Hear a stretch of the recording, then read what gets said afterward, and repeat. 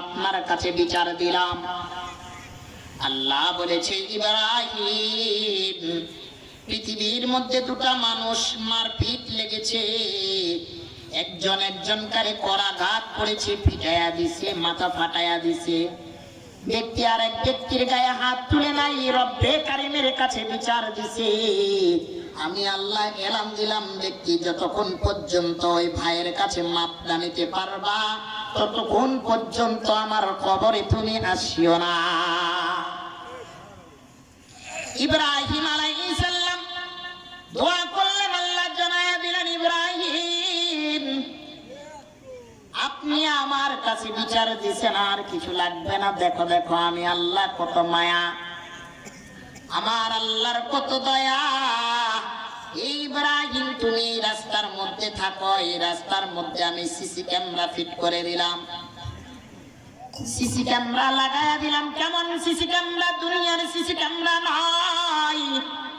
বিদ্যুৎ থাকলে চলবে, ওয়াইফাই লাইন থাকলে চলবে, এমবি থাকলে চলবে না, চলবে না। আল্লাহ বলে, আমি জান্নাতি সিসি ক্যামেরা লাগাইলাম।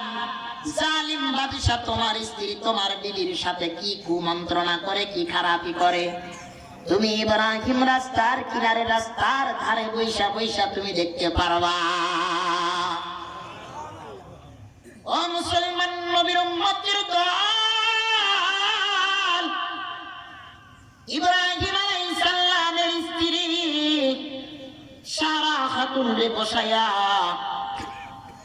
জালিম বাদশা খারাপ নজরে কুনজরে হাতটা বাড়াইলেন।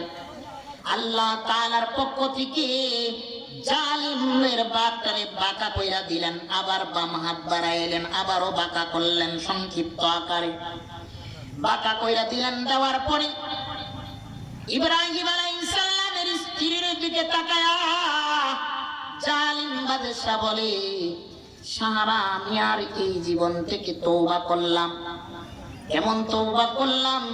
আমি ওয়াদাবদ্ধ হয়ে গেলাম, আল্লাহর কাছে তওবা করে ফেললাম, এই মক্কা মদিনার ভিতরে যত নারী আছে, আজ থেকে কোনোদিন আমি খারাপ নজরে কারোর দিকে তাকাবো না।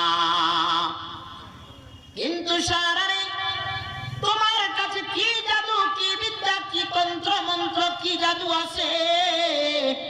যেই তন্ত্র মন্ত্র, যেই জাদুর বিদ্যার কারণে আমার মতো জালিম বাচ্চারা হাতটা বাঁকা হয়ে গেল, আমি একটু জানতে চাই, তোমার মুখে আমি একটু শুনতে চাই, আমার একটু কি বুঝাইয়া বলবানি, কি তোমার কাছে তন্ত্র মন্ত্র বিদ্যা আছে?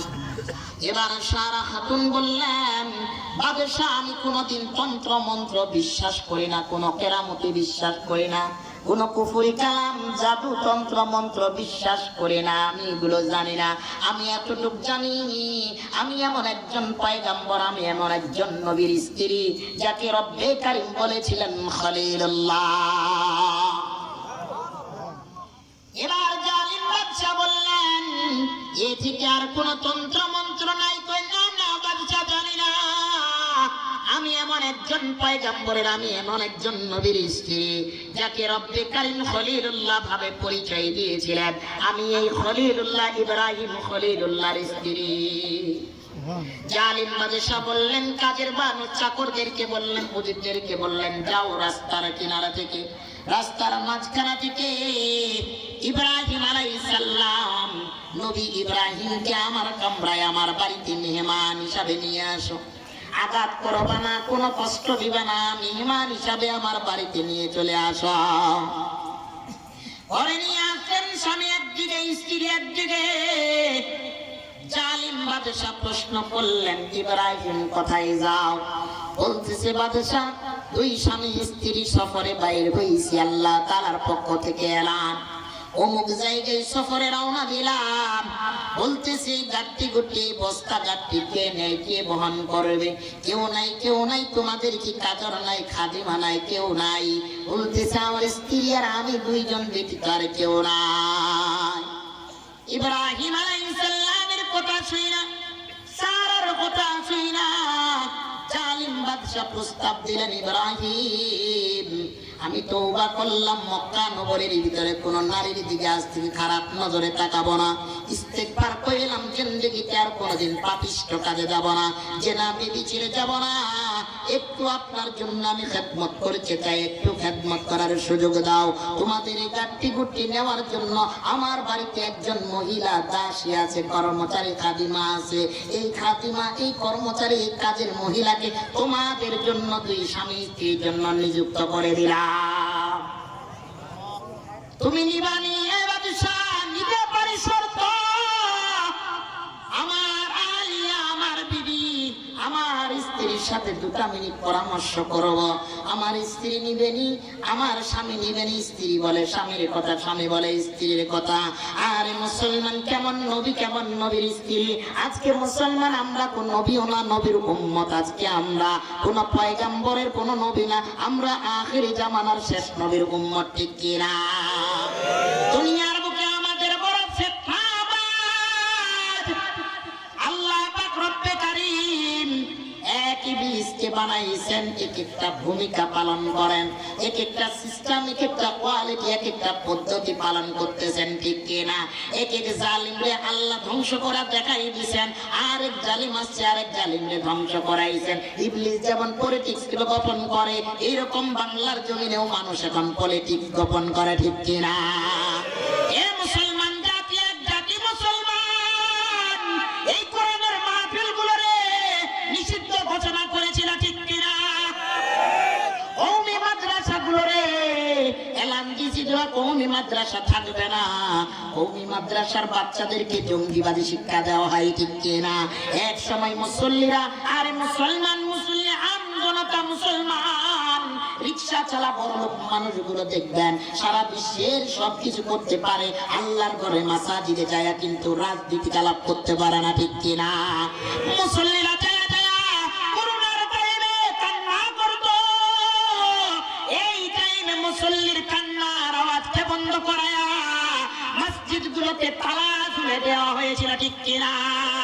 আরে জুলুম আর নির্যাতন ইবলিস পলিটিক্স ঘটাইছে। এক জাতি এরকম ইবলিসকে আল্লাহ পাক দুনিয়াতে দিয়েছিল মানুষের ঈমানি পরীক্ষা করার জন্য, ঠিক কিনা? এরে মুসলমান, সেদিন আমি বলেছিলাম কারা যারা যারা বলো কওমি মাদ্রাসাগুলোতে জঙ্গি শিক্ষা দেওয়া হয়, মসজিদগুলোতে রাজনীতি ঢুকিয়ে দেওয়া হয়, এটা আমি মানি না, মানবো না। আমারে যদি জবাই করে দেওয়া হয় আমি মানতে পারবো না। কেন? মসজিদ আল্লাহর ঘর, আল্লাহর সেজদার ঘর, যেখানে মানুষ দাঁড়ায় আল্লাহর ভয়ে, সেজদা করে আল্লাহর ভয়ে। এই ঘরগুলোতে মানুষ দুর্নীতি আর বাটপারি করতে পারে না, ঠিক কিনা? এই মসজিদগুলোতে তালা ঝুলার কারণ কি? এটাতে মানুষ যেন ইসলামগুলোরে দূরে সরাইয়া যায়, ঠিক কিনা?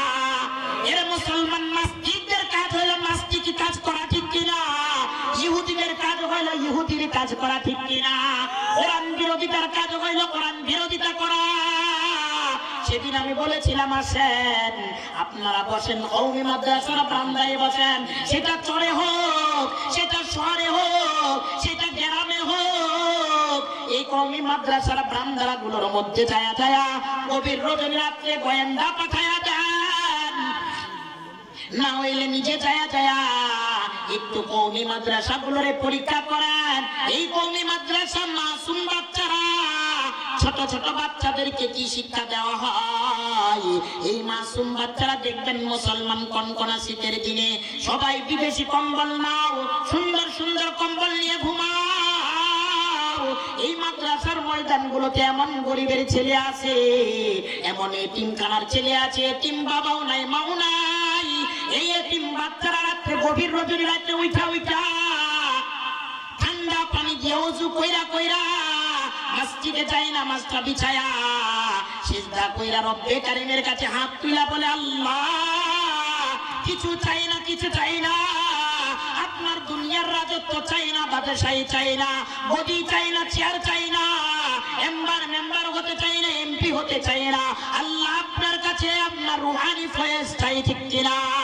আল্লাহ কোরআনের হাফেজ বানাও, আলিম বানাও। সেদিন দেখেন নাই মুসলমান, আজকে দেখেন কওমি মাদ্রাসার বাংলায় যায় যায়, আজকে সারা বাংলাদেশে যারা মসজিদে ইমামতি করে, মসজিদের আজানের ডাক দেয়, এরা কোথায় থেকে মানুষ হইছে? এরকম কওমি মাদ্রাসায় পয়রা পয়রা 5 ওয়াক্ত আজানের ধ্বনির ডাক দেয়, নাই ইমাম হইয়া রাহাবার হইয়া আপনারে আমারে সেজদা করা শিখাই, ঠিক কিনা? কিন্তু মুসলমান সেদিন মুসলমানদেরকে ভুল শিক্ষায় শিক্ষিত করে দিয়েছিল, ঠিক কিনা? মানুষগুলো মসজিদ গুলোতে তালা ঝুলাইয়া দিছে, মুসল্লিরা নামাজ পড়তে পারে না, ইবাদত করতে পারে না। মসজিদে গেছি বলে হুজুররাই বেশি ঠেলাঠেলি করে, ঠিক কিনা? এর মুসলমান কই কই বাহাদুরি, কই টাকাপুরি, কই বড় লোকি, কই চেয়ারের মালিক, কই গতির মালিক? আজকে কেউ নাই, কেউ নাই, ঠিক কিনা? আল্লাহ বলে বাহাদুরি দেখা, এই বাহাদুরি আমি মুহূর্তের মধ্যে মিলিসাত করে দিতে পারি, ঠিক কিনা? আল্লাহ বলে আমার কোরআন, এই কোরআনের সুইচের মালিক আমি আল্লাহ। এই কোরআনের সাথে কারো বাহাদুরি চলে না, কারো তাকাব্বুরি চলে না, কারো দুনিয়াকে চলে না, কারো মাতাব্বুরি চলে না। কোরআনের মাতাব্বুরি সারা বিশ্বে চলে, ঠিক কিনা? এই মুসলমান জাতিদেরকে বলবো, মুসলমান এই কোরআনের যারা বিপক্ষে কথা বলবে, বিপক্ষে কথা বলবে, যে তোমার বাবা হোক, আমার সন্তান হোক, আমরা কোরআনের ঈমান যদি থাকে, কোরআনের জ্ঞান থাকে, খোদার কসম লুকে দাঁড়াইতে হবে, ঠিক কিনা? বসে থাকা যাবে না বাংলার জমিনে। ইবলিস যেমন পলিটিক্স খটায়, এক এক দলের মধ্যে পলিটিক্স খটায়া রূপে রূপান্বিত কইরা কইরা মুসলমানদের ঈমানকে খনন করার চেষ্টা করে, ঠিক কিনা? কিন্তু মুসলমানরা বুঝতে দেরি নাই, ঈমান ওয়ালাদের বুঝতে দেরি নাই। ঈমান ওয়ালারা সব জায়গায় জোর দেখাই না, ঈমান ওয়ালারা সব জায়গায় বাহাদুরি দেখাই না, ঈমান ওয়ালাদের পিস্তল লাগে না, ঈমান ওয়ালাদের অস্ত্র লাগে না, ঈমান ওয়ালাদের এক একটা হুঙ্কার, এক একটা নারায়ে তাকবীরের হুঙ্কার সারা বিশ্বের নাস্তিকরা দিনে রাতে বরখা পইরা গা ঢাকায়া বরফ পথে পড়াইতে রাজি, ঠিক কিনা? ঈমান ওয়ালাদের ঈমানি চেতনা আজও আছে, কিয়ামত পর্যন্ত থাকবে, ঠিক কিনা? আমরা ঈমান ওয়ালারা, টুপি ওয়ালারা, কোরআন ওয়ালারা সবসময় আমাদের কোরআনের পাওয়ার দেখায় না, ঠিক কিনা? আরে মুসলমান জাতি আমাদের পাওয়ার যেই জায়গা দেখার, সেই জায়গায় ঠিকই আমরা মুসলমান আমাদের কোরআনের পাওয়ার দেখায় ছাড়বো, ঠিক কিনা?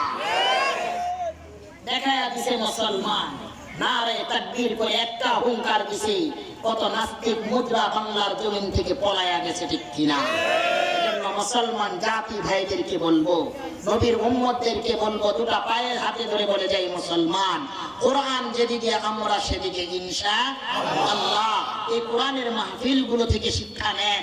আল্লাহ তাআলা দেখেন এই কোরআনের মাহফিল এই বছর কোন এলাকায় শোনা যায় না যে গান বাজনা হয়, সারা গ্রামে গ্রামে শোনা যায় কোরআনের মাহফিল হয়।